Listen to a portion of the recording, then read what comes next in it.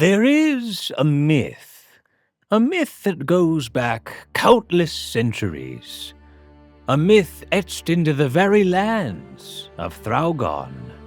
The elders tell stories of the 4 great Drakon lords of the endless seas. The Copper Lord, their craftsmanship is revered throughout history. Intricate carvings depict them creating Drakon kind from red-hot rocks.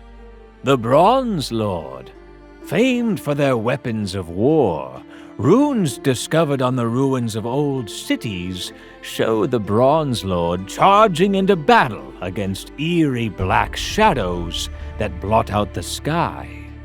The Silver Lord, the Lord of Commerce and Wealth, drawn in ancient texts distributing goods and wealth to all Drakons regardless of station.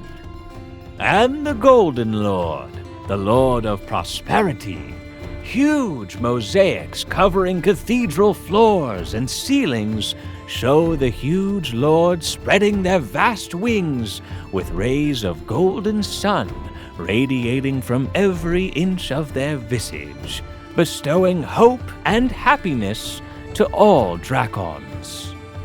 The 4 lords traverse the stars, fleeing a mighty nameless evil that sought to bring ruin and strife at every turn. Tired and exhausted, they happened upon a planet hidden and nestled away out of the sight of their pursuers. Here the 4 lords merged their souls into one, and for an eternity sat at the heart of the planet, hoping that one day they would usher in a new age of Drakon kind, and vowed that if the planet would need defending, that they would rise once more. Eons later, the first Drakon would emerge from the shadowed tropical forests of Thragon and form the first of many Drakon societies. These groups were nomadic to begin with, following the planet's fauna for hunting. Over time, technology evolved, and soon these groups would eventually settle and grow. There are, of course, Drakons born restless, staring beyond the horizons, the crystal blue oceans reflected in their eyes as they yearn to explore and discover. And my, did they explore! New continents with exotic fauna were crossed for the first time. An island where the mainland is dominated by a towering volcano, mountain ranges that pierce the sky, and jungles so deep and overgrown. Who knew what secrets they held? Over centuries, these lands were colonized and nations formed, each with their own legends and tales, but all tied to the same creation story, the 4 Drakon lords of old.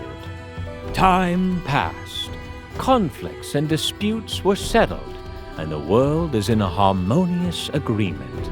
The Golden Lord flourishes, the Silver Lord is steeped in trade, the Copper Lord flexes with world wonders, and the Bronze Lord sleeps with one eye open, armor close by. As with the stories of old, young Drakons hear the call to adventure.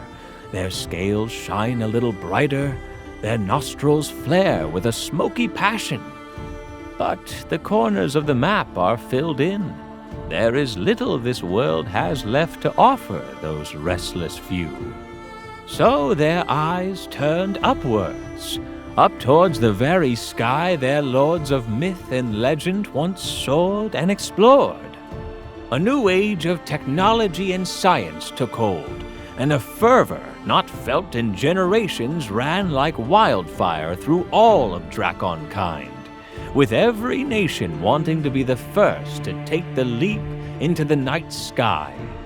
Drakon Zestria from Furland, the volcano nation, was the first to plant their flag into the surface of Thragon's moon, and cemented the union of all Drakons. The Lord flag was adopted, and the nations united under one banner. The Drakon Gebbering Alliance is born. It also turns out that the stories weren't just stories after all. The moment that flag was planted in the moon, the entire world seemed to shake. Scientists pinpointed the epicenter of the earthquakes to the volcano Mystic Brawn, where from the boiling and rolling lava, a drakon emerged. The single largest entity to have ever existed sailed into the sky with a bellowing roar.